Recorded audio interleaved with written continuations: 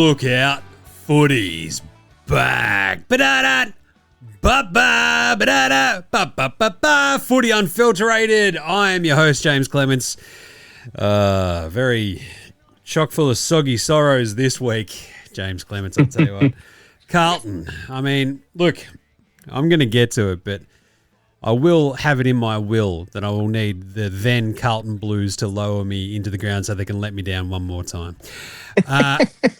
With me on the other side of this here screen is our main man in Amsterdam. It is everyone's favourite resident Essendon fan. Again, very low bar. It's Jez, what's cracking?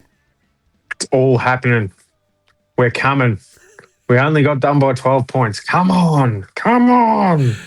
Love Mate, it's been an absolute... I've been flat stick and probably stink after a couple of those days. But, yeah, it's been a busy week, mate, so I'm pretty keen just to talk some footy. I was likewise... I actually have completely just forgotten what I did on Saturday, which is awesome. I watched like a bunch of footy. I watched a bunch of basketball. There's a couple of really good basketball games on early on Saturday. And then, I don't know, I was sort of hanging out. And by the time the sort of end of that... Because you got that weird Freo Richmond game in the middle, and you're like, what is happening here? And it sort of finishes up with a whimper with that North Essendon game. You're like, oh, this is probably not going to get better with the Sunday games. And then it did not get better, I'll tell you that much. So the good thing is everyone can stop crying and sooking and whinging about the grand final time. God, I'm going to talk about this in a second. We're going to wipe some blood on each other, I think. Go full-blown... like war paint. That'd be cool. Yeah. But always remember, Jez, we're all going to die at some point, so can't really stress too much, right? Yeah, well, that's it. Thanks. Thanks, Brad Scott. But footy is back. So on today's show, we're going to wrap up round 3 very quickly for you. Our weekly awards, do some the big sort of, pressing things in the world of footy. And our round 4 preview and picks. There are some cracking games this week, so that's going to be fun. So... without further ado, let's get into it. This is Footy Without the Ball. It's Footy Unfilterated. I can't breathe. I can't breathe. Oh, time that nicely. Right, Jez. That is an absolute banger of a tune, I have to say. It is. That is the Ramshackle Army, Dustin Cobwebs. You can actually go and see the Ramshackle Army play a very rare gig. I believe it's May 9, which hilariously I will not be able to go to because I'll be at Deftones. I think I might have to make the journey in there and see our mate Gaz and do his stuff. They are playing Scarfighter 2, which is a big night of very fun bands, including the Porkers, one of my favourite bands up from, New South Wales. I want to say Sydney, but they're also from around other places. So that's going to be a great one. I'll just swing by after Deftones. Don't worry about that. But I think it's at the Bendigo Hotel in Collingwood on that Saturday. So go check them out.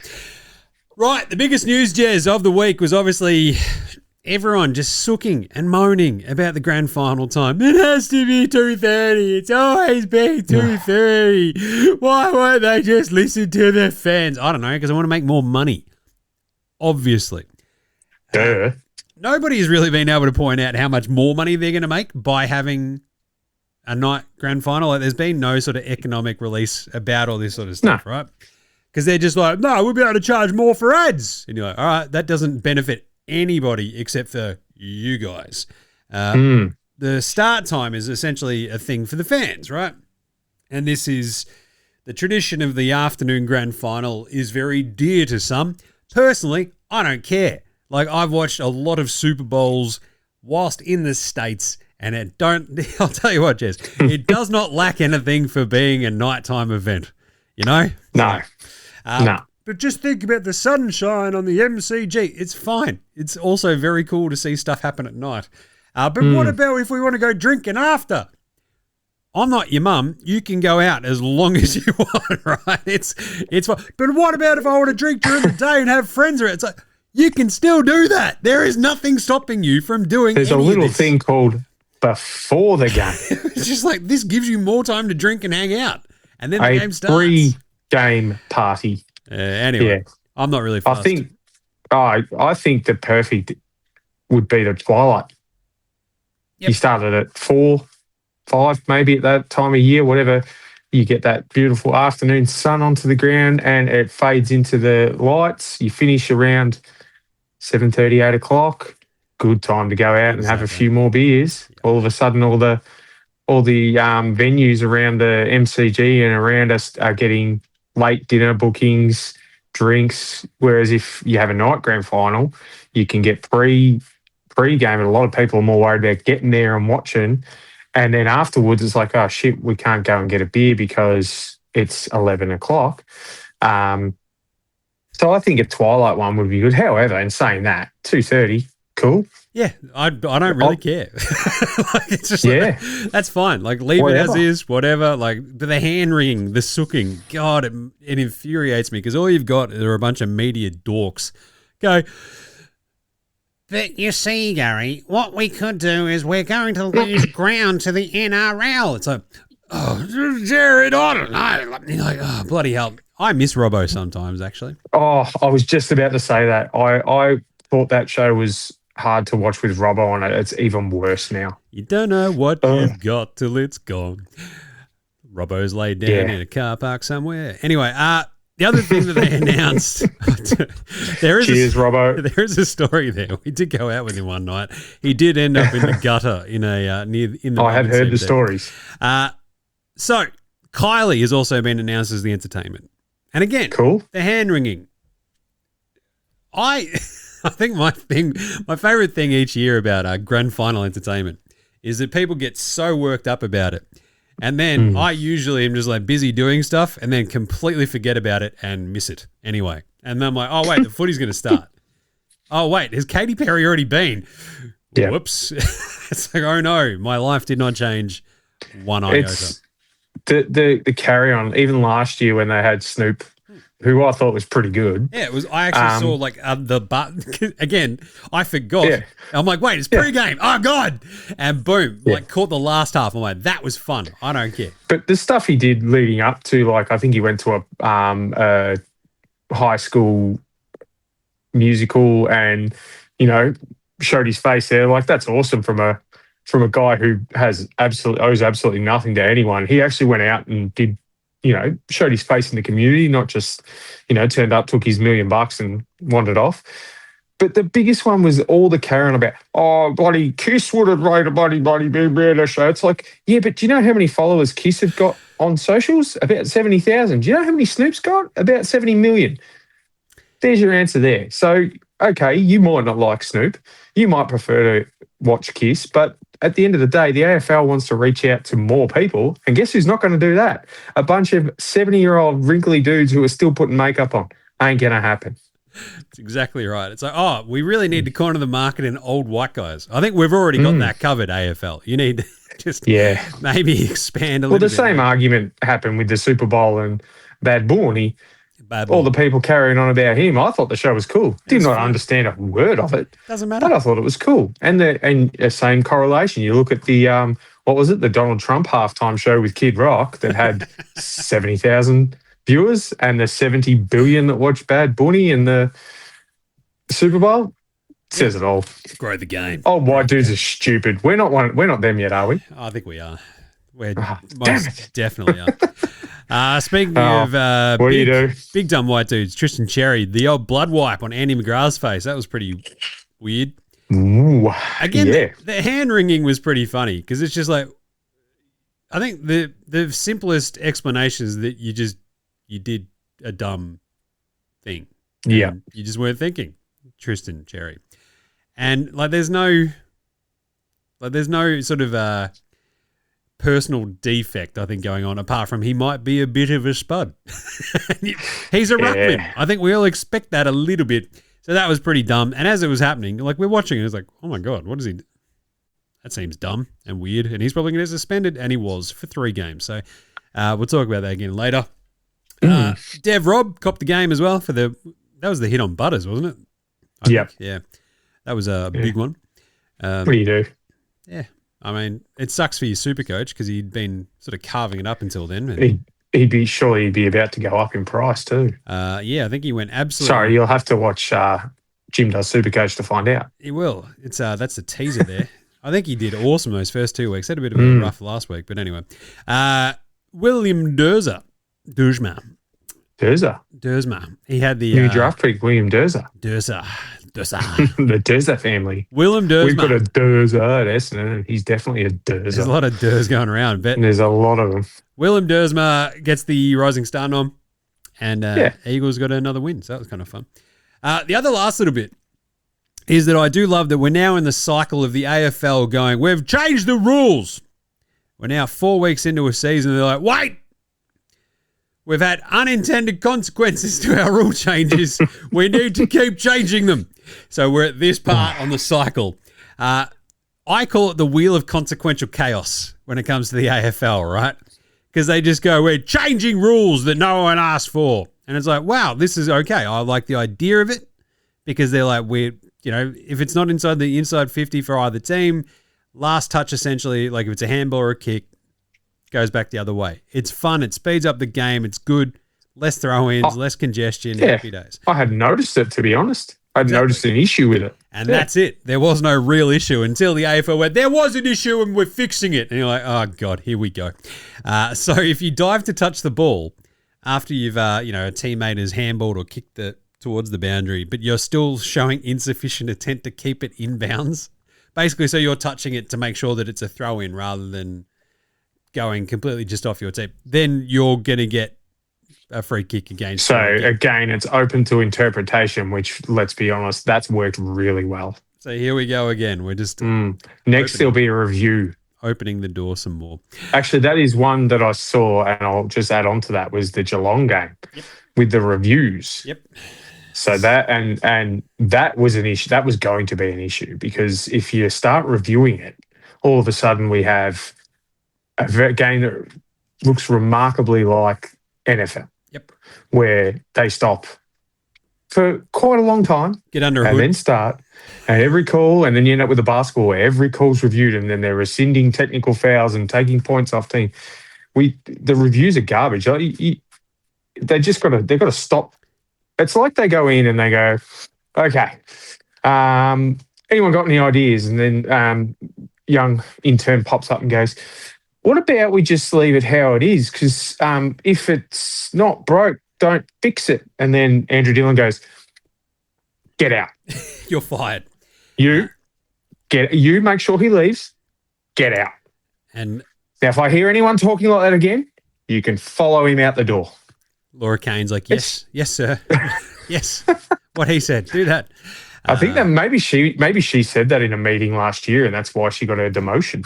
Well, now she's been half promoted again and is in charge of W. So they've at least sort of put someone in charge, I guess, which is smart. But when it's one of your beleaguered executive team, I don't know if that's a great fight. Yeah, anyway. It doesn't fill you with confidence that things are going in the right direction, does it? Yeah. So anyway, the review thing was an interesting one because it was basically the issue du jour heading into the weekend, right? Because of the Tom Atkins, the miss on Tom Atkins off his foot, essentially out of bounds, goes back the other way. They kick a goal from there as well and go on to win the game. But it sort of petered out kind of over the weekend as other stuff started happening. And it's like one of the hilarious failings of AFL media, I feel, is that we're basically the cat with the red light. It's like, what's that? Oh, God. Reviews. Wait, no, Carlton stink. Essendon stink. Carlton stink. Essendon stink. And like just your head spins. It's like, who are we sacking this week? It's like, all right, just everybody just, can we just watch some footy? Just chill. Just chill. Speaking of which, talk about the footy. Game wraps. Hey, what happened on the weekend? Geelong beat Adelaide 68-60 thanks to Tom Atkins' foot. That wasn't called. And as I was watching that, I'm like, he kicked that. Why is it straight away not being checked? This is weird. And then they sort of mentioned nothing about it on the broadcast. And I'm like, what is going on? And then I think they went back to it and sort of showed it a couple of times. They're like, I think he kicked it out of bounds, Gary. It's like, you reckon? Because it came off his foot, you see. So, anyway. The definition of a kick. Look, I think big win for the Cats, though. Just have to be play it as it lies. Anyway, yes, a win for the Cats. Indeed. Adelaide were really good. Yeah. And this game rocked. Like, I was just, like, sort of going, I would very much like Adelaide to win this game. And I feel like Matthew Nix was feeling roughly the same as well as they cut up to his seat in the coach's box. He's looking very, very stressed. They take the lead in the fourth quarter, and you're like, look out, this is going to be, and the Cats sort of just sneak up, get ahead again, and you have the awesome, every Jack Martin goal is a personal attack for every Carlton fan. But they did really well, and it was like very fun to watch. Like it was like that weird sort of cold, horrible Thursday down in Geelong. But can they win on a cold Thursday in Geelong? That kind of vibe. And the Crows were right there, but just couldn't quite get over the top. And it feel like, this is undermanned, right? No Jordan Dawson, no Rory Laird. And I guess that's kind of the one thing that I took away from this is that Adelaide's midfield is not as good as maybe we thought. Or at least we're hoping. And like when you're missing two of your engine room kind of guys, yeah, that can happen, right? But I think, I remember seeing a post about it, and I can't remember what it was, but just like looking at the disposal spread between the two teams and how like I think Adelaide had like no dudes basically. Like I think they had two dudes in the top 10 of disposals for the game. And then the actual overall disposally sort of counts and stuff were, pretty crazy. 409 to 329. That's a big disparity, Jez. So I don't know. Yep. What was your read on this one? I thought Adelaide could have, probably should have won, depending on how you want to take the whole out-of-bounds touch rule thing. But that aside, the injuries hurt them. Probably more so than injuries have hurt any team so far. Yeah. Those two you mentioned, Dawson and Laird, I think that they provide so much grunt inside that they would have taken away from how well or how on top Geelong ended up being. Like Bailey Smith ended up having 40 touches. So, and you wouldn't say he was best on ground. He just accumulated and sort of went about his business, which he hasn't really been able to do in the first couple of rounds. So, if you throw Jordan Dawson in there, Jordan Dawson is one of those midfielders that does defend, probably not as much as a midfielder should. And we all know they don't if they don't have to. But he is a defensive-minded midfielder, having started his career in the back line. And Rory Laird's just a in and under, contested possession sort of thing. And they really miss that, as well as the other guys they've had out. So I still think that a loss here would have hurt Geelong more than the loss has and will hurt Adelaide. I know they're 1 and 2 now, but I think they've got a massive upside with the type of players they've got to come back. Yeah. And I also don't think they're playing that well either. So there's two big things that they can come back from that. But look, Geelong, I think they're just going to keep scraping by. It's just how they do it, isn't it? They'll probably end up the way they're going if they can still keep scraping by and beating these teams that are down on their luck. And they'll probably end up with 15 wins and make it to the top 6. So, yeah, I think the weird one for the Crom, they've got like a couple of back-to-back because obviously Gather ends in 2 weeks. I think they play Freo at home this week as well. But obviously, like, Rochelle was awesome in this game. Like, he was everywhere with Sticks Kernahan's haircut and everything. But the Adelaide do. Yeah, but the big problem was like Rankin didn't do anything, right? Like, it was just watching him sort of just run around with his head, like a chook with his head cut off basically at one point. And what was it? The goal kickers for Adelaide were really, it was like Zach Taylor kicking 3 goals. Yeah, they didn't, the Thriller, he was MIA, didn't really have an impact. So I guess they're going to be waiting for him to sort of, he hasn't, I think he kicked 3 in the first game. Yep. And he was okay against the Dogs, but he hasn't really had that big game that everyone's expecting, I suppose you could say. So I'm just having a look at their goal kickers as we're going through there, and they were, Zach Taylor kicked 3, and then everyone else was singles. So you had Thriller, Rankin kicked 1, Rochelle, Neil Bullen. So, the goal kicking, I mean, look, it was 9 goals 14 to 9 goals 6, so there wasn't a lot of goals kicked on the night.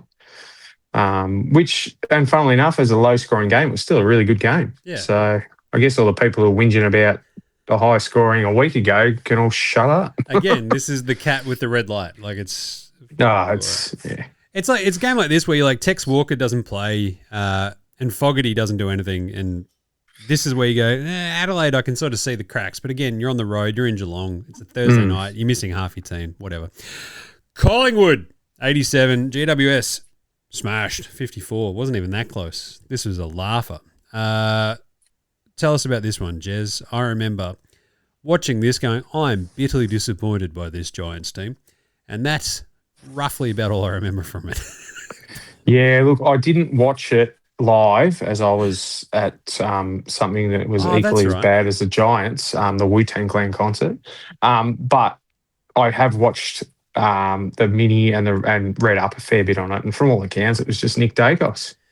Well, Nick Dacos. So whether that's just the media stroking his endowments or if he genuinely was that good. But looking at the stats, he had 36 and 2 goals too. So that says to me he was probably just having an average night. They sort of had it was pretty close, I remember, from up until around half time, because GWS had a half decent second quarter or whatever, and then the Pies just sort of kept eking out ahead, and then GWS just couldn't get anything going in attack, was my biggest impression from it. And Houston, this is obviously at Marvel as well, right? So it's this weird sort of thing watching Collingwood at Marvel, and you sort of just have this moment of all right, good. They were fine. They sort of pieced together enough of an attack. As you mentioned, Dacos kicked a couple of goals. Jelliot popped up at one point late, I think, to basically still only kicked the one and only had 4 disposals. So he's well down on his performances of the past couple of. What he kicked 40 plus goals the last couple of years, and I think this year he's probably wouldn't have kicked more than 1 in a game. Jelliot, I think he got over 60 last, didn't he? It wouldn't have absolutely. He might have, yeah. Off his head, it was massive. I've got this massive contraption at the click of my fingers. I could tell you that. They had what was it? McStay and Membry were really good early on and kicked a bunch of goals, and they sort of just, rolled with it from there. The other big one was their debutant, wasn't it? The ruckman. They got him out there from the get go, and he played really well. Oscar Steen. So yeah, you're right. Elliott did kick 60 last year, which is massive effort for a little fella. Yep. In saying that, this year he has got how many? If it says somewhere, not many. He's averaging 5 kicks a game, which is not great from a bloke of his sort of quality, but he'll bounce back, I'm sure. Anzac Day, he'll probably kick 7 against Essendon. Yeah, every time he plays on the G, he's unstoppable. The big one I remember as well, Pendles obviously came off with Achilles tightness, and with someone who's dealing with Achilles tightness all the time and rehabbing a... Really? You haven't mentioned it? I've never once mentioned it on any of my shows about how I'm basically a high-performance athlete. Yeah. Every time I get out of bed, I'm reminded of it. It is brutal, but he is 5 games away from the record, I think. It's I believe it's Anzac Day. Yeah, that was the plan. He breaks the record. Yeah. But I think they've got the short week too, because I think they turn around and play on Thursday this week. So it's going to be a tough one. But anyway, good win by the Pies. GWS disappointing. Saints, Lions, 80-113 again at Marvel. This was a bit of a weird one because of the jumper clash. And the first thing the squid says, Dad, what is that jumper they're wearing? I'm like, that's like an old Fitzroy one.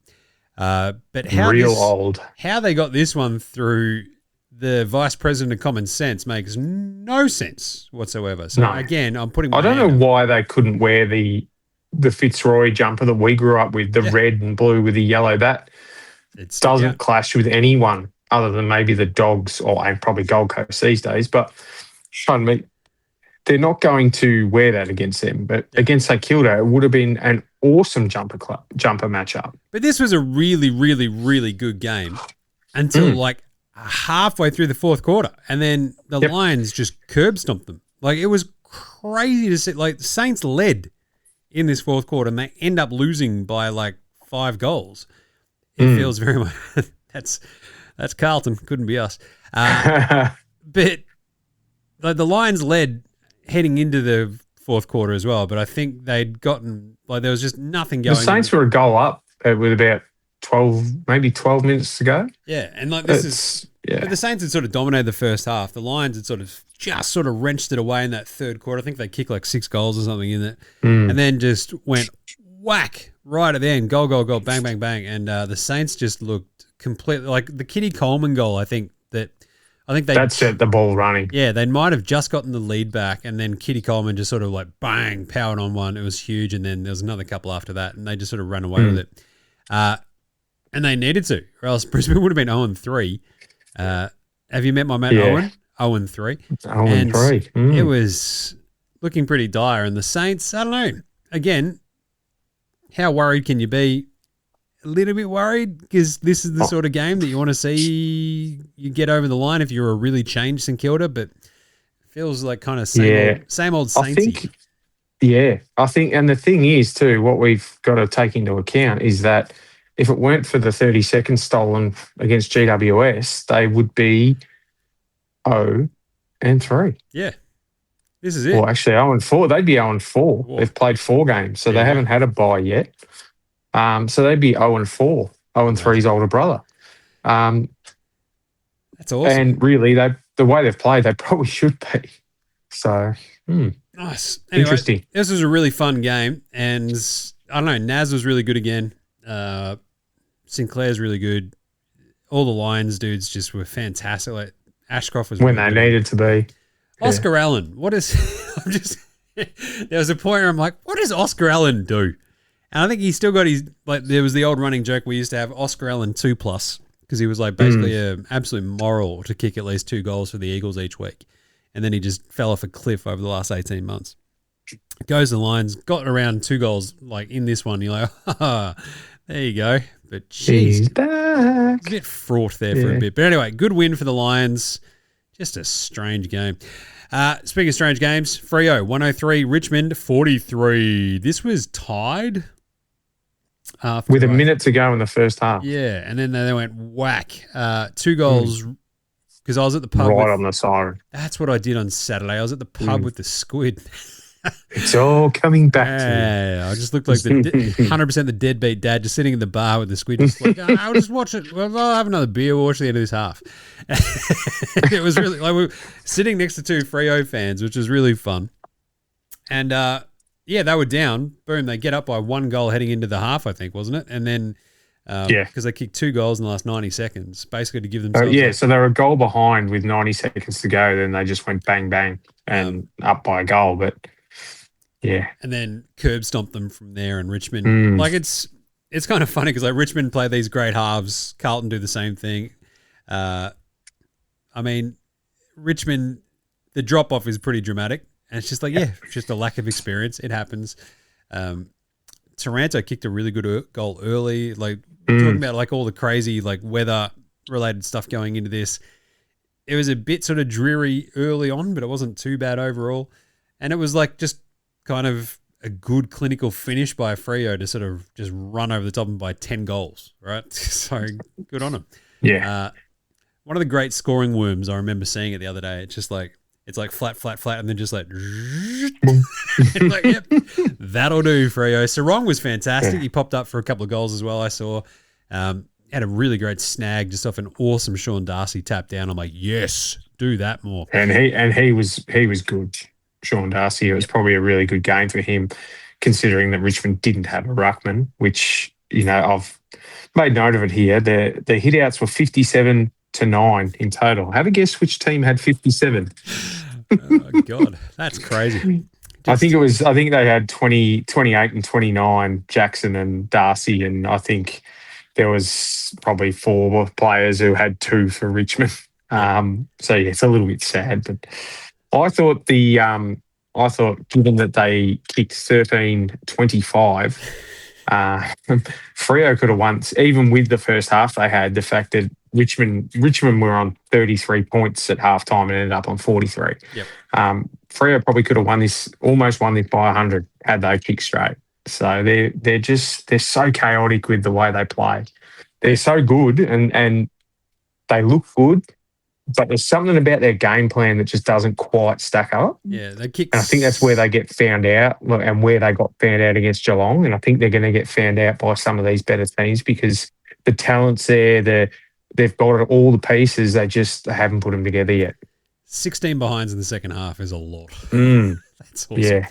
And then 3 very, very weird games to finish off the round. Essendon 69, North Melbourne 81. Jez. Well, we can call this one. I've just come up with some names for the cup. We can call it the Blood Sport Cup. We could go with Blood In, Blood Out. There will be blood. I'm not sure that this is really relevant to either of them because they're, in their mid 20s. But first blood, I'm going to leave that one alone. So, but look, I was out all day on Saturday, so I didn't watch any of these games live, but I did watch the replay of this one just to see what all the fuss was about. And I'm obviously disappointed we lost, but I'm just glad it wasn't another thumping. It did look like it could have been at 3/4 time. But the thing that I was, and it's one thing that I've been annoyed about for the first few rounds is our supposed senior players have barely fired a shot. But I think that this week, even though you could say it was against North, who are just a bit ahead of us in their development, it was good to see the young blokes having a crack and sort of stepping up a little bit. I thought Kako, there was one passage of play where it went from I forget who to May, and then it went down to Kako, and it was just a really good, and then he kicked the goal. It was just a really good flow. It's something that you don't see with Essendon. You normally see this, and we went straight back to doing it. The quick handball, we'll hold the ball up, let all the defenders go back, then we'll play on. And that happens when the likes of Langford and Parrish and Caldwell, who in the past have been good, but they're just, I don't know what they're doing. Yeah, their Durham's dropped off a cliff. He's been one of our better players for the last couple of years. He was barely sighted.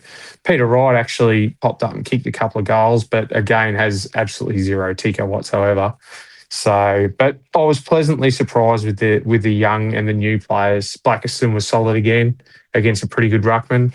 He's going to have a little rest now. So, I think he might have done the helmet up a little bit too tight this week. Just it's squeezing out his ears. What you did miss at the end, though, was the excitement of like, hang on, what's going on here? Because we had this on. Old mate being an Essendon supporter, she was like half paying attention. I'm just kind of like, I don't know, there. Few more beers in. I've already been at the pub in the afternoon. So, this game's still on. And then it suddenly got very interesting towards the end, and like a couple of North stoppages basically saved the game for them after it was just queuing the rack time. But anyway, speaking of embarrassing losses, Port Adelaide 90, West Coast 92. In Adelaide, at home, with West Coast, this was another fun story that popped off after we recorded last week. People were getting all up in arms. They're playing at 9:30 local time, Jez. It's like, that's for under 12s, not for grown-ups. Shut up, idiots. Yes, they've travelled east before to play games, the West Coast Eagles. This isn't the first time. It was an early start, but still, it did mean we get some beautiful sunshine across the Adelaide Oval for this game. So again, there's a disturbing trend here. I was sitting at the pub watching a lot of this game with the squid before we went to Carlton, Melbourne. And it was really fun because West Coast were awesome. They also sucked for a big chunk of it, but then they came flying out of nowhere to the point where I think he and I were standing in one of the bars again. Here we are. Because they had this other game still playing in one of the bars at the MCG. Watched like the last couple of minutes, and like it was amazing to see West Coast hold on and just like desperately grasping anything that could sort of go their way. And it was an unreal finisher for an Eagles fan.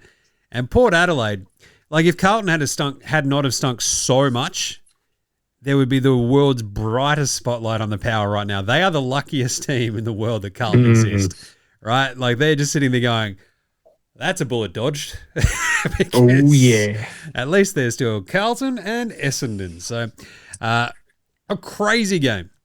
where Port Adelaide were absolutely flogging them out of the gates, and then the sort of worm just sort of turned, and Port fought back. You thought they'd run over them early in that fourth quarter. We watched a bit of this as well, and they didn't, and the Eagles just held on for grim dear life. They're back. They are back. The J train late with that big snag. Another 4 JHF goals. responds. It was awesome. So that was a really fun game. And from what I was able to watch of it, because it's sort of as you're traveling over to the G at the pub, sitting there, chatting with mates, watching this going, what's happening? This is awesome. But yeah, Georgiades, Whitlock, like Jack Whitlock popping up for 3 goals or whatever it was was awesome. So yeah, hell of a game. Fun game. I like you, I didn't get to watch pretty much any of this game as Zach, my son, had his first practice match of the year.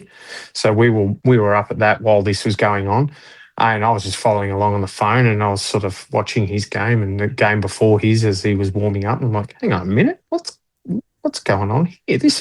And then mind you, I'm watching his game and it was completely the opposite. I think they were 11 goals up at quarter time, 2-0. And I think it ended up being very close to 200 points to maybe 1. So, yeah, it was a pretty big win by the boys in the practice game. So, but yeah, I reckon this is hilarious because Port Adelaide and West Coast. It's just I said it last week after they won. It is when their fans are up and about and they're at home and they're winning.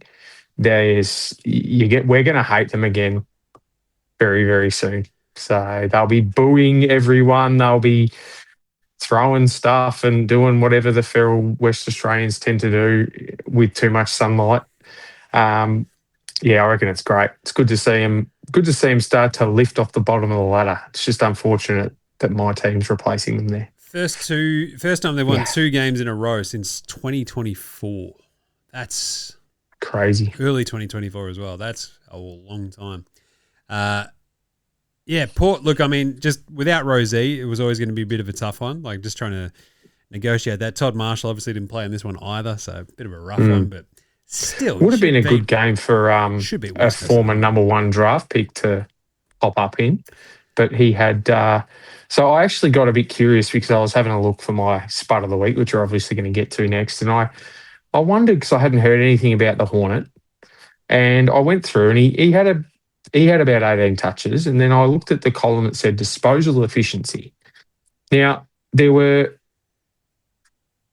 I think, 5 players who had a disposal efficiency of 33%. There was only 1 player who was less, and I think he only played about, it was Luke Pedler from Adelaide, had 14%. There were 5 players, and one of those was Jason Horne-Francis. The other 4 had under 10 disposals. So he's got to be an issue for him with the fact that he can't put together a good run of games where he's either solid or in the best. He seems to be able to be unreal one week when it suits them, and then when they actually need him to pop up and do the hard yards, he's, oh no, I don't like ice bars. Sorry, fellas, I've got to go. My mum's calling me. So, they've got to be worried about him, surely. Like there's something not quite right there. There's a nice little runway here for him to go, right, I need to get like 4 or 5 really good games under my belt and just like really stamp myself. This is the time to do it. Like he's been with Rosie out. Like a really long time in the system now. Like no excuses. Hey, also no excuses. Carlton 77, Melbourne 100. Moving on. All right. So, no. At this game, and at no point did myself and the Squid ever feel comfortable with whatever lead Carlton had. It was the second quarter was an absolute disaster zone for the Blues, and I'm like, it feels like we're losing this game. But we are still leading by quite a large amount. So, what do we make of this? Well, it's just another Carlton first half.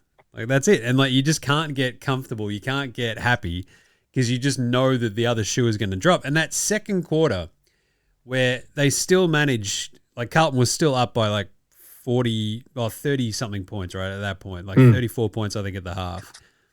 And so we'd gone out to this huge lead. It was awesome.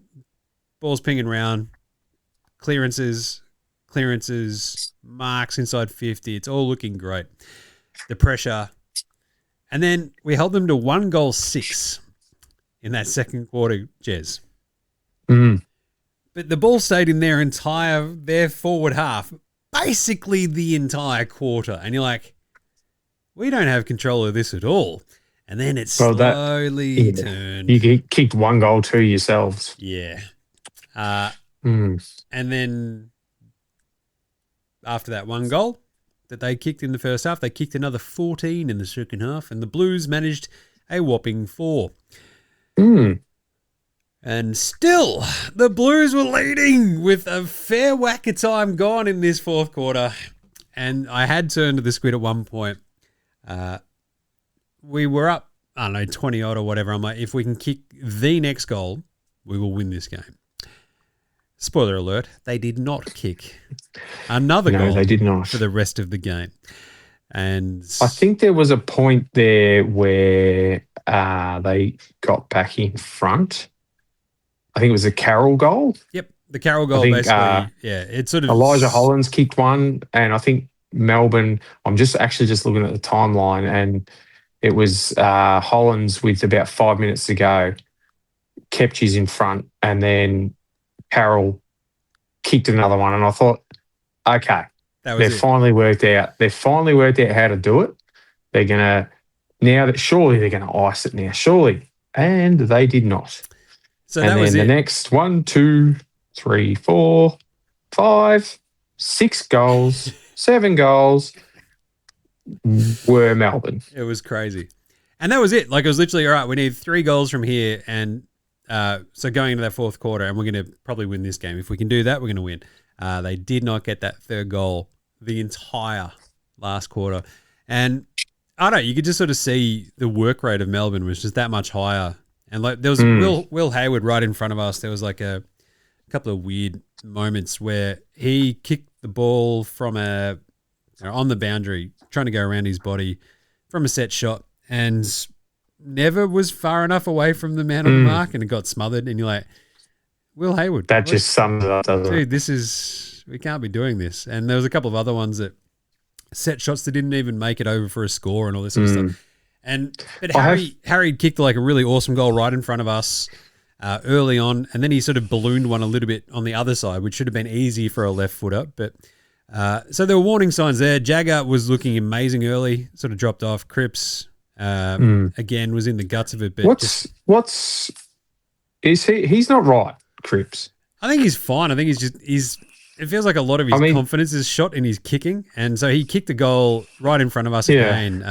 Picking it up just around the body snap because he didn't have time to think about it. And that's probably where he's at his best now because when he has time to think about it, he cooks it. I did have this conversation. So one of the guys at work's a big Carlton supporter, and I had this conversation with him earlier today, and I said, is he right? Is he injured? What do you think? He said, no, I don't think he is. I think the thing that people forget is he's 31 now. And his entire career, he's been battered and bashed by opposition. He rarely gets a clean possession without having to fight off 2 or 3 blokes. So it could just be, and obviously NFL Australia listeners will understand that, with running backs, for example, their careers are significantly shorter than other positions because of the crash and bash. And you could almost say that he is as close to an AFL version of a running back that you're going to get. Probably him and a few others, but the way he attacks the footy and takes on all comers is it's got to have had an effect on him. And the games I've seen, the way he's moving, he doesn't look like he's moving with the with the comfort and fluidity that he has in the past. Yeah. So, and maybe that's what it is. Maybe it's catching up to him a bit quicker because of the way he's played. Yep. So, yeah, I don't know. I think my biggest thing is always going to be Carlton's midfield defensively is wildly suspect, and like turnovers absolutely, like they kill all teams obviously, but their lack of foot speed absolutely burns them each time. Like if they turn it over, they just never get it back. But with Walsh and Smith, look, it's a process. I'm not going to panic. This team kind of stinks. You get that on the big jobs. But the worst part is, a crying 7-year-old, because there was a Which one of you cried first? It was definitely me, but there was a umpiring, like Francis. I think Francis Evan got taken high in front of us, and they didn't call it, and they got a free kick going the other way, and he just lost it. I'm like, we have a footy fan here. This is awesome. Yeah. This is everyone life. feels that at some point in their football fandom. I love it. All right, let's give away some awards for the week. Gablett Areas, who was best on ground? I'll tell you what, Jez. Watching Cozzy up close and personal is awesome. God, he turned that game on its head. The shrug tackles in the middle a couple of times, setting up other players. He got sort of worked over a little bit early, but he was like still their bright spark for a lot of it. And then by the time he finished with 33 touches, and you're like, each one easier than the last, until it came down to the very end where he's just like hitting up Bailey Fritsch, who had done nothing the entire like first 2 and a bit quarters of the game. And then turns into like, I don't know, Peter Sumich out of nowhere, kicks 4. And it was like, he was amazing. And like, because I've been to games where Cozzy's played before, but his control and his speed is now just next level. And you're like, oh, when he is on, there aren't too many AFL players who are better. And he was getting amongst it with the chat as well, I noticed, which I really enjoyed. You know, I was trying to explain to my son who his uncle was and how his uncle used to take people out for fun.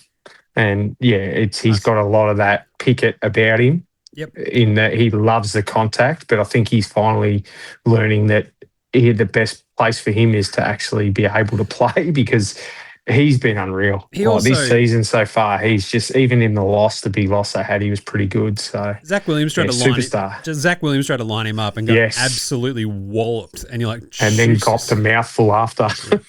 Not great. Honourable mention for me is Job Shanahan for the Eagles. He did the Leo Barry U-Star move. The power of flying back down with like a minute plus, just over a minute, I think, left in that game. We're all standing in the bar, oh, God, losing it. I'm like, who was that? It's like Job Shanahan. You're like, sick. Honourable mention for, best on ground of the week. I might also buy him a beer. That might be the next one. But anyway, who have you got there, Jez? Cozzy was obviously my pick, so I'm doubling down on that one. But I also think you can't go past Nick Dacos. For 3, it'll be Collingwood and Dacos, 3 votes. I just think he's putting it. I actually think that the snubs, if you want to call them that, of the Brownlow and the best and fairest, have little bit of a fire under him, and I think he's going to have one of those seasons where he leaves absolutely no doubt that at the very least he should have won those awards. If not, he should have already won them last year. But the fact that Collingwood have changed their voting process to obviously make sure that he wins it just shows how much he was stitched up last year. And I think in not just that, but the main award as well. Yeah. But, I think Cozzy, you can't really go past him, can you? No, I think... that was amazing. He led that single-handedly. Such a good game. The Dacos thing is, like, awesome. So watching that game that he played and then watching, my beloved Blues play, it's like, I'm like pointing at Sam Walsh, just do more of what Dacos does. Can you do... Just the way that he finds himself around the ball at all times. And he's like Lockie Neal in that regard, right? Where the ball sort of just finds him. And he knows what to do with it a lot of the time really, really well. It's like this weird sort of combination of IQ, athleticism, and just like real footy nous. And it's amazing. And I'm like, yeah, come on, Sam Walsh, you do more of that. But at the same time, then I'm looking at Jagger Smith. I'm like, I think he might be doing that. But I think he might be getting pretty close. Dacos is very awesome. Quickly. Who are you buying a beer this week? Max Gawn, 250 games. Yeah, on your Maxi. I was happy that he, got to 250 and got a win. I just really wish it wasn't against Carlton in such disastrous fashion. But anyway, what about you there, Jess? Look, this one's going to be a little bit, and possibly an unpopular one, and it might come a bit from left field, but I think he had a bit of a brain snap, and I think he might just need one to help him calm down, but I'm going to buy the big Tristan Xerri one. Might be a mid-strength though, because I don't know if he'd be that great to hang on too many heavies. So, but look, I think that that's unfortunately for him probably going to be something that he's not going to live down for a while. And I just don't know that he's actually all that bright. So, Rough one. and a lot of, I mean, look, the air is thinner up there, they say. So, and he's got a nice tight helmet on, but I'm going to buy him a beer and put my arm around him and tell him that everything will be all right. So That's very nice of you. That's good. Yep. Nice. Spud of the week. It's probably Xerri. Yeah. I did have Xerri written down. Xerri tried. Zach Merritt did try his guts out. He got absolutely swamped. I think at one point he had 8 touches. I don't know if he got any more after that either. But he ended up with 10, 10 which there you go. they had a stat on the broadcast that said that the last time he got under 10 disposals was 2018, and he only played 16 minutes of the game. So it's a fair effort. And I heard a lot of commentary over the last couple of days about how did he give up on the Dons and all this sort of stuff. And I hadn't watched the game yet, and I'm thinking, oh look, would you blame him? But I watched it, and the way when he actually kicked that last goal to bring us to within 2 goals, and the way he celebrated and that. He's still pouring his heart out for that club, and they probably don't deserve as much of the effort that he's getting. So I can forgive him for a down week. They tagged him pretty hard. They tagged him really hard, and it works for him. So why not? It was O'Sullivan, I think, who went to him, right? Yes. Just shadowing him. And just shut him down. So it was an awesome game. Yeah, tough one for Xerri. With, I don't know, honourable mention for me, Campbell Chesser. I've never seen someone just butcher a ball so badly. It's anyway. What about you there, Judge? Back to back for me. And I think if he has one more, we're going to name this award after him. But Ben Mackay. So last week, he played 94% of game time and had 6 disposals and 2 marks. This week, he played 100% of game time and had 5 disposals and 2 marks, and was not cited at any contest in the forward half. Jeez. Which is not great. I thought he was looking good in the first game, especially early on. He was marking and he was defending as a defender should, but I don't know whether I don't know, maybe they've swapped Ben and Harry after opening round or round 1 or whatever we're at, because neither of them seem to be performing in their positions the way they should. So maybe they need to swap back, or maybe Ben needs to go up forward or to the VFL. I don't know, but something has to be done. I'd rather see a young bloke come out and at least try, and we get the same result, if not maybe slightly better, maybe slightly worse, but at least we gave it a go than the effort that he's putting up at the moment. It's terrible. Nice. Spuds of the week also, I mean, a couple of coaches who are on the old hot seat as well. Voss and Brad Scott, who gave us a great meme this week of just the dead-eyed look of. He doesn't have. You can definitely say that he doesn't have the same problem that Prince Andrew had, because his face was soaked. Better than Bootsma. Taylor Byrne for me. On debut, kicks a goal, his first kick. I loved it. I'm sitting there going, wait, I don't think he's gotten a kick yet. Oh, God. And as everybody sort of realised that as well at the ground, everybody lost it when he did it. It was awesome. It was a great kick too, 45 out, snagged it. So that was kind of neat, and it's very clearly better than Bootsma. Harry Dean could have won this again for me. He absolutely poleaxed himself late in this game and actually made a bit of a difference too, I think. Because I think you brought this up a couple of weeks ago, just how much even his posture looks like his dad. And it's crazy. Scary. It's crazy in person. You're just that's Peter Dean. What are we doing? This is amazing. So, yeah, it was good to see him go. But Taylor Byrne gets it for me. That was awesome. What about you, Jez? Well, I've really struggled to split these two guys, but there was Oscar Steen in the ruck for Collingwood. Steen He's machine. got the Collingwood ferals all up and about now that they've got another gun young fella. But yeah, he dominated. Probably allowed Darcy Cameron to have a bit of a night off, rest the body up, and just play the second fiddle role for a little bit. But the other one that I thought, and he was really good early when Richmond were up and about, but Steely Green. Yep.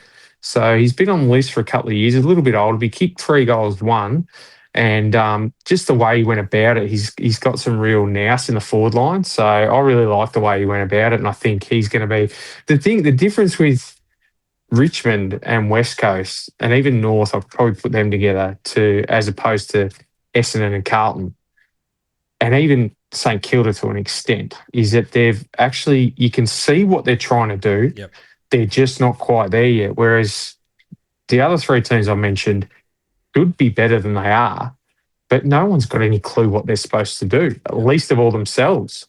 So I think Richmond, they've got a very similar issue with their senior players. Some of their senior players not performing, but they're also at the end. They've won their flow, they've done their job, but they've got a lot of young kids who look like they're going to have some really good careers. So, and Steely Green, he's one of them. Yeah, that's awesome. I think, he is like this. It's like this, the bright spark when you see him actually hit, you're like, yes, but it's so hard to be consistent in that role, right? And so I think there was one goal that he kicked and he took a really good contested mark, and you could see Tim Taranto pointing to the screen with a big smile on his face going, hell yeah, that was awesome. And that's the sort of stuff you like to see from a young team, is when you've got one of their, and he was captain for the day, when you got one of their leaders getting excited about, he can see the direction they're going in. So he's obviously going to stick it out, and you sort of love to see that and Elliot Yeo's the same way at West Coast. Oh, I knew you wanted, but he'd be having an absolute ball with that young list and the way they're performing and really taking it upsides and winning games now. But he'd be having the time of his life. And look, that could extend both of their careers by a year or two, just being around that sort of youthful exuberance. So, I thought it was really good. The Luke Parker gig. Oh, he's another one. He'd be. He was fantastic. He'd be enjoyed if they start winning and they start having, they start moving up the ladder. There's no reason why he couldn't play another year or two, helping as an on-field coach, helping those young guys come through. I reckon it's a great thing when you have that in sport. We've seen it in the NBA, where you have blokes like our mate Jingles, who is basically on there as a very limited playing coach. So, but it's great. I think there's a place for it in all sports, and I reckon it's awesome. Yeah, good shout. Some quick nah. Grand final time. Do you even care really that much? Yeah, nah. I'm just gonna say nah. Whatever. Get over it. It's like, I feel like there's a real lack of imagination in people who care dramatically either side of this argument. The question I'd have for them is, so if it gets moved to a night game, are you not going to watch it? Yeah. And the answer is, well, yeah, of course I'm going to watch it. Of course you're going to watch it. Well, shut up then. And like, of all the people who can actually go to the grand final, like, it's like, oh, but I want to do this during the day. It's like, you can still do all that during the day. In fact, you have now more time to do your stuff. It's like, I want to run errands. Like, what errands are you running on grand final day, you idiot? It's a Saturday. Settle down. Nerd. Jesus. But look, we're losing to the NRL. Settle down, Joe. No, we're not.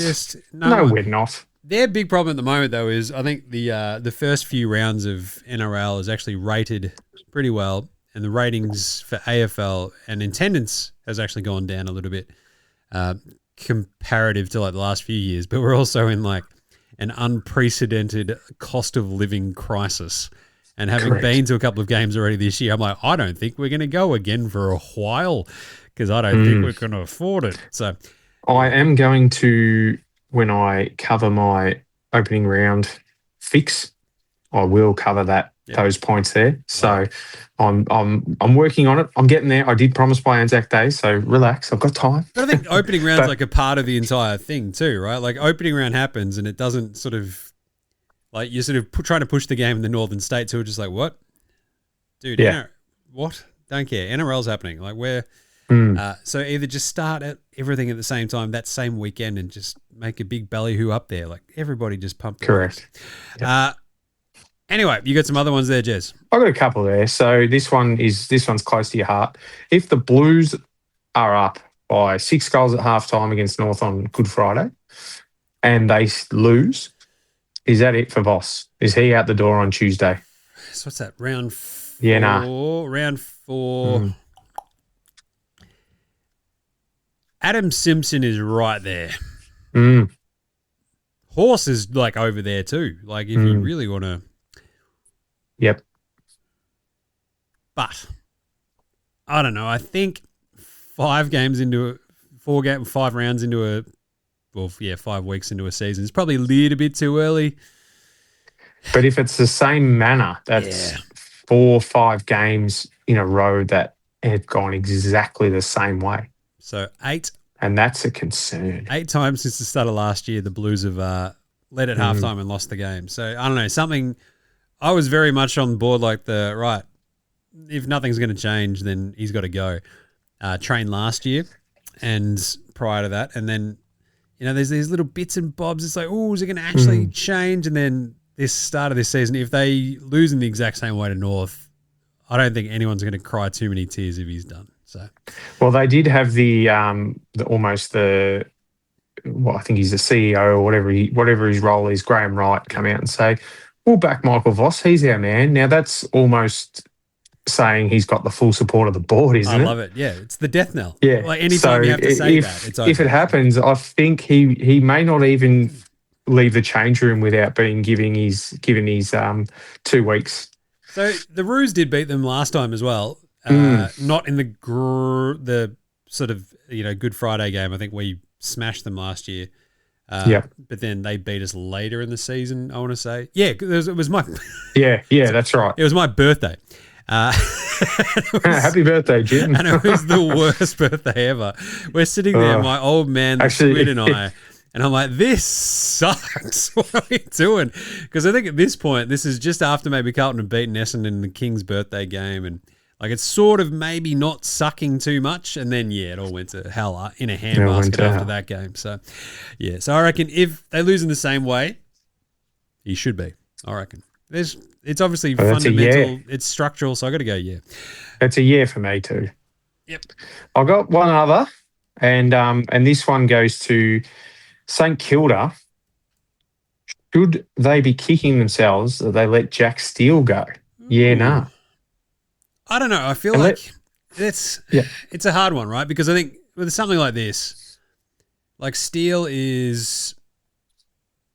would he be doing what he's able to do for Melbourne for the Saints, do you think? Right? It's a really strange sort of situation where they move on from a dude who always felt like it was a little bit early. I don't know. What do you reckon? Well, when I look at St Kilda, I look at they've got Naz, who's a gun. Yep. And it almost feels like they're pinning a lot of their hopes on him and what he can do. And it doesn't feel like they've got a lot else as far as leadership goes. Yeah. Now, Steele is a leader. He was their captain. So why not keep him around? And if he goes off a cliff this year, then they got nothing for him. So keep him around to help with the leadership side of things, the culture side of things, and then move him on maybe at the end of this year once someone else steps in. But I'm not yeah or no. I'm probably in the middle because it was just an interesting thing that you sort of notice that they lack a little bit of that leadership. Yeah. And yet they let their leader go. And having said that, though, you don't really look at him like that awe-inspiring captain like you would with like a Paddy Cripps when he's on. He's that sort of jump on my back, fellas, let's go. Even Max Gawn, he's one of those captains that can really get his teammates up and about when they're there and thereabouts. But I don't know. It's just an interesting one that I sort of thought of and thought was an interesting sort of thing to ponder. I think he's got that sort of level of class and ability and that leadership. When you add it all together, like if nothing else, he becomes a pretty important depth player for St Kilda. And it feels like in a game like they lost on the weekend, like just having those sort of really intense moments, having that extra sort of half decent pair of hands out there on the field make a bit of a difference sometimes. Bit of composure, a little bit of a cool head maybe. So it's a great spot. I liked it because watching him against the Blues the other day, it's just it's those little moments where we don't really have that guy. It's meant to be It's probably for us, it's meant to be Adam Chera or Blakers or, Yep. like when Zach Williams goes in the middle and stuff, like it just gives it like that extra little bit of a zing. But I don't know. Good shout though. I like that. Right. Should we round 4 preview? I think we should. Let's do it. Because Easter is fast approaching. Be full of chalky eggs and beers this weekend. I'll be down the beach hanging out. I'll be at home, hanging out, trying to watch as much footy as I can. Not driving down till Friday, which is good. So old mate's going to a comedy show. With everyone else? Well, I think Thursday be worse, Yeah, I agree. So Friday, I'm just like, we'll just go whenever. Or no, we're missing the footy. But we start off Brisbane, Collingwood. Now, I did the lines for these yesterday, and I think we tracked some of the way they moved last week, and that was pretty fun. So let's see what they're up to now. So it was 16.5. The Brisbane Lions hosting the Collingwood Magpies at the Gabba, where, I mean, Collingwood smashed them at the Gabba at the start of last year. And that was like part of the Brisbane Lions like horror opening to the season. They still went on to win the flag. But of course, Brisbane beat them in a prelim last year, right? Was it prelim? I want to say yes. I can't go with yes. I'm just like, can't remember. What were the finals last year? I'm pretty sure that was a prelim. And so, I don't know. This is an awesome matchup. The line was 16.5. It is currently 16.5. Seems fair too. I think the way the Lions sort of play at home. The Pies, though, I don't mind them. The plus 16.5 here, Jez. Yeah, I'm a little bit. I'm on the fence with this one because I could see this being a within a goal result, but I can also see Brisbane doing what they did to St Kilda and just running away with it. Yep. With 5 goals in. So I'm going to take Brisbane at that minus 16.5 because I think that whilst Collingwood travel well and they always seem to play well interstate because they only have to go there once a year, I'm going to go with the Lions because I think that if they showed signs against St Kilda of bouncing back to that team that they can be, that we all know they can be. Yeah, so. Kitty Coleman looked awesome. Like at times, just like a little bit of that dash. I don't know. I think even if they don't have Pendles, the Pies, I kind of don't mind them keeping this one tight. So I don't know if they'll win, but I reckon they might keep within 16.5. Friday, North Melbourne, Carlton for Good Friday. And Carlton are somehow favourites by 8.5 points in this game. What are we doing here, Jez? Because North Melbourne must be setting the lines. I am going to take the Roos, and Suva. I think the weird thing about like your guys just played the Roos. Like if you have like an inept-ish kind of back half like Carlton do, where you're like, we've got Jacob Wiedering. We do. And it's like Wiedering is good, and then you're like, there's Lewis Young. He runs around. That's it, right? Like, it's horrible. Lewis Young was actually pretty good at times last week. Also, just had a couple of just Lewis Young moments. Yeah. But they've got, like, Carlton will be 100% susceptible to not only Suva kicking 3 or 4, but, like, Paul Curtis or Xerri will kick 3 or 4 and just tear us up. So, yeah, I'm going to go the Roos. I don't think we're going to hope. I think I agree on that. I think the only thing that may help Carlton is that North's ruckman is obviously not playing. That is true. Without Xerri. So Pitto should have a day out because I don't think the Kangaroos have a significant backup. I think their next best is basically a rookie and then a Category B rookie. So I think the one thing that could help Carlton to win this game is that. However, I'm going to go with North to cover 2 because I think that they're just going to be too strong in the midfield and up forward. And I think it's probably going to be a very similar result to Saturday night with North and Essendon. I think it'll be a couple of goals for North Melbourne. I think they're just going to be too fast.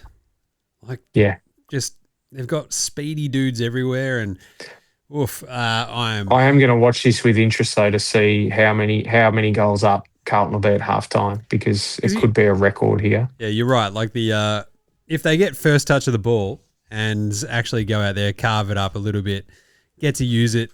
If Pitto's actually out there doing some good work without Xerri there, they could sort of maybe control the game. But then I'm not at all convinced that they will be able to keep control of the game until they do it. Adelaide Freo is the. I love that we've got the Good Friday double headers, and I love that it's just like a weird Adelaide Freo game, because it's like, hell yeah, this is. And people get up in arms. Oh, it should be just the one. Shut up. Just give me more footy. Yeah, piss off. What are you doing else? What else are you doing on Good Friday? This is now a 2.5 point chocolate. 2.5 point line for the Crom at home. So they're only slight favourites. Freo are just a conundrum wrapped in a riddle, wrapped in a mystery. And I don't know what to make of them. I'll take the Crom at home, I think. I think if they have Tex back, which I think was the plan, right? I think they kind of half rested him on the short week off to Geelong. So he'll stay at home for again. I think Jordan Dawson and Rory Laird might be in the mix for this week as well. So I'm going to take Adelaide as well. Nice. I think Freo wouldn't surprise me. I think it'll be a good game. I'm hoping Freo surprises and take it right up to them. So I'd love to see another dying seconds winning goal or something dramatic like that. So maybe they'll forget how to tell time and the quarters will just go for a year and a half. I don't know. Anything can happen in Adelaide. For Freo, everything and anything can happen there. They do have very big pints. Speaking of big pints, though, think about Adelaide though, with what Lockie McAndrew is their ruck, and you'll have Luke Jackson and Sean Darcy out there carving it up, running around, causing a bit of havoc. That's I don't know, Freo are a live one there, I reckon, but that should be a really good game. Saturday, 4:15 we start. Jeez. Richmond Port at the G. 11.5. That's still the line. That is a tough one. Do I want to take Richmond here, Jez? What are we doing? This game rules. What do we do? This could be one of the most entertaining games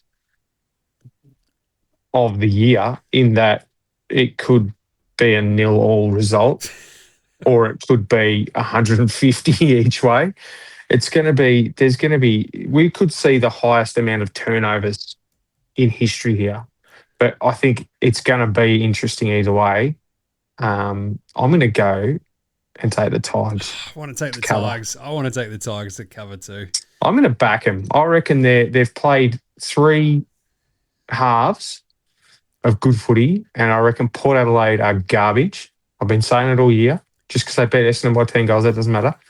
But they are actually not great, and I reckon the Tigers are going to, at the very least, keep it very close, if not win. Give me the 11.5. Give me the 11.5. We then have West Coast Sydney, which is the Eagles are only 26.5 point underdogs at home against the Swans. It was a couple of years ago. I placed a couple of sneaky $20 wagers on a West Coast Sydney game and made a horrifyingly large amount of money from those wagers because Sydney killed West Coast. And I don't know how you feel about some of those, Jez, but it leaves a very happy vibe in my brain. I'm 100% taking the Swans, and I reckon they absolutely demolish the Eagles here. Yeah, look, I'd love to say that West Coast are going to ride the wave and keep it close, but I think they might. If I could take that line at quarter time, then I'd be comfortable. But I'm going to go the Swans as well, because I think that West Coast might be able to hang with them for a half because it's at home, and then the Sydney Swans will kick in. Heaney's back this week, I believe. So I think our Footy Unfilterated own Justin McInerney is primed to have a big Supercoach day, which I'm sure you'll go into on Jim Does Supercoach. Come on, Jay. But I'm going to be factoring in 25 and a couple of goals for him in my multi when I put it on that game. So love it. I might do the same. Yeah. Sunday, we have Melbourne hosting the Gold Coast Suns. So the Suns The get their... Petrarca Bowl. Yeah, the Petrarca Bowl. It's like the last game that the Suns play at the MCG all season as well, isn't it? Until they come down here and win the grand final. This has moved from 18.5 to 21.5. So the Demons are more underdogs, which is pretty crazy, but here we are. I'm going to take the Suns. I think they run right over the top of the Demons, even without Petrarca. I think they'll be too fast, too good. The wide open spaces of the G, I think they'll be awesome. Ben King, he was, coming off a week off. Carlton were coming off a week off and looked like it for the first half. They looked amazing, but I think Gold Coast are going to be running rampant. But Carlton are Carlton and Gold Coast are Gold Coast. That's right. So, one's a good team, one's Carlton. I think Melbourne are going to be that 1 week on, 1 week off team where you'll get a really good performance 1 week, then you'll get absolute shocker the next. So I'm going to go with Gold Coast for that. I'm actually most likely going to be at this game. So nice. I'm pretty excited to watch both teams actually. So because Melbourne have shown something, I didn't think they'd fire a shot much, but they're actually quite an exciting team. I'm liking the brand of football that Stephen King's got them playing. So, and obviously we love Gold Coast here at Footy Unfilterated. So Footy Unfilterated's own Gold Coast Suns. Our beloved. Yep. I will also happily concede Melbourne fans are very fun. Well, they're very funny. Yeah, they're unconfrontational. They're just pretty chill. They've been through a lot. And because I remember the Carlton Melbourne game, what was it, I want to say semi-final 2-3 years ago, whatever. And it's all mixed in again. And we're sitting next to a Demons bloke and his misso on the weekend.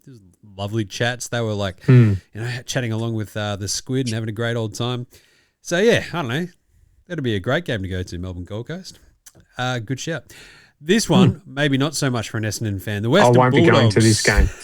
It was 70.5, and it's actually gotten worse. 72.5 is the line now for the Dogs against your Bombers, Jez. What are you going to take the plus 72 or the minus 72? Dogs. Going the Dogs? I said it last week. I'm not tipping Essendon ever again. So I think every game, I've been to this game quite a few times, and there was one where I took my Ruby and Zach to a few years ago, and we kicked the first goal of the game in the first, I think, 30 seconds. We did not kick another goal until late in the fourth quarter. In between that, the Western Bulldogs managed to kick 25 of them. So, and that's just, whenever we play the Bulldogs, I fear this is going to happen, and until we can, this for me, this game against the Bulldogs seems to be, it's the Bulldogs and Geelong, wherever we're at when we play them, seems to determine what our season is.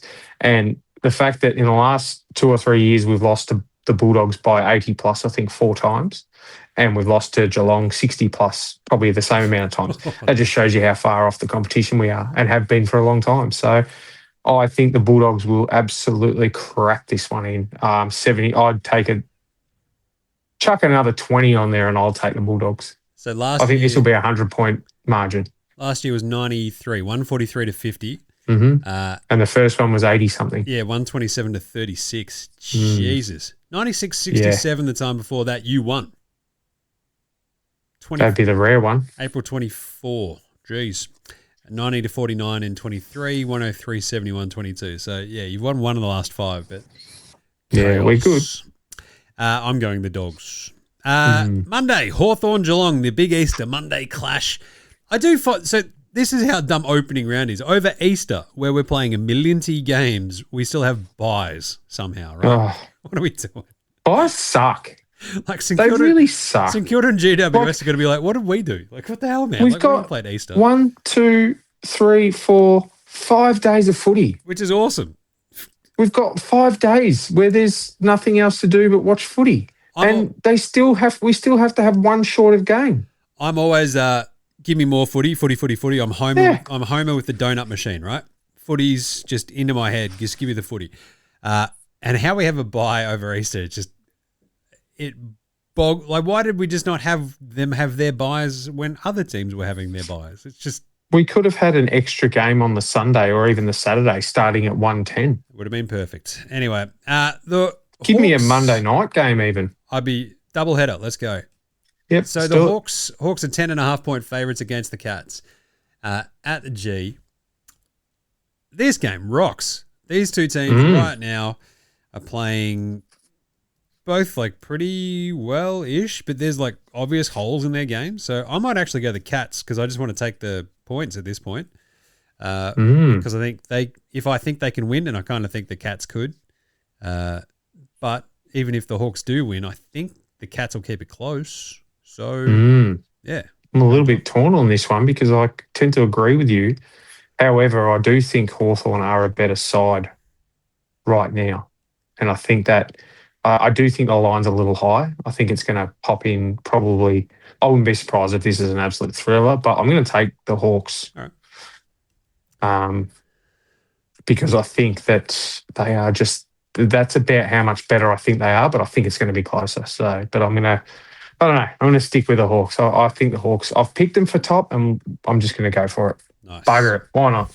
That's what he says. What have I got to lose other than beers? Exactly. Speaking of which, I think, actually, no, you are 3 up on me after this week. So it's 14-17 at this point. So good week for Jez. There's 3 different, I think, this week as well. Maybe 2. Yeah, we've done pretty well at keeping it interesting. So you could quite easily peg it back in 1 week, which is great. Fingers crossed. Slevo's Punters Club. Best bet for round Slevo. Best bet for round 4. Sam Darcy 5+ for me. I think he's sort of just like the giant in waiting, a week off, and I think he goes whack against your Bombers. Well, especially with a witch's hat playing on him in Ben Mackay. Yeah, I can't see him. I don't know. Good shout, that one. I don't know what that'll be priced at, but I can't imagine it'd be too crazy though. But I just love it. So yeah, off we go. My Essendon North over from last week didn't hit. Nowhere near it. It was crazy. I'm just sitting there going, what is going on? Can you guys just like poke? I'll tell you, that's what the AFL should be trying to fix is the low-scoring games at Marvel. That's weird, isn't it? Oh, that was horrible. Yep. Anyway, and what was yours last week? Cozzy. Last week I was Cozzy, $3+. I don't think because I thought that he would. I thought he would dominate the game for Melbourne, which he did, but he did it with possession instead of goals. I think he only kicked that one late that kind of sealed it for him. So, yep. This week I have gone for a bit of a double up, and I think it's going to be the Bont to have 30+ and 3 goals. I'm sure you'll get a hefty. And when I do it, I'm going to throw in the Sam Darcy 5+. There you go. Make it a nice little tidy same game multi. So it's the Footy Unfilterated. Yeah. Absolute. I'll post it up when I do it, and you can all jump onto whatever your preferred betting site is and have a dip. I like it. Nice. All right. Well, there you go. That's it for. I better press the button for the song. All right, I love that. That's it for the round 3 wrap and the round 4 preview episode of Footy Unfilterated. Here's to a big weekend of chalky eggs and some tunes. I feel sick already. Follow us on whatever socials you want to. I think they're all out there. I think, chucking some stuff up. Basically, slowly moving as NBA slows down to actually getting some more footy stuff up and going. So I think we had the power rankings finally go up last week. That was fun. Yeah, that was awesome. I'll do that again this week and eventually get around to doing a video for it, which is always good. We'll do some more bits and bobs as well. I actually forgot I had a couple of awesome photos from that Melbourne Carlton game as well that I forgot to chuck up. But anyway. Yeah, nice. All good. So make sure you get some commentator power rankings happening this weekend. So because there's quite a few of them that are definitely throwing their hat in the ring for the worst and the best. My boy Jackie Heverin on Channel 7. Love that. It was good to see. Anyway, make sure you subscribe across all of your podcast apps of choice, whatever. Get her on the YouTube, jump in the comments, send us through some nahs. I mean, that way I don't have to write them. Please. It's a lot easier. And that's it. Anything else you want to throw in there, Jez? Enjoy the footy, drink, be merry, and if you're an Essendon supporter, stay away from all crosses. Just get up there. Just hang yourself off one. Just like, oh, there we go. This is better than watching my team. Reach out if you are an Essendon supporter. I've got 2 pretty big shoulders to cry on. I love this. The Bombers support group over here. All right. Until next week, stay off the rubbish gear. This has been Footy Unfilterated. We'll catch you next week. See ya.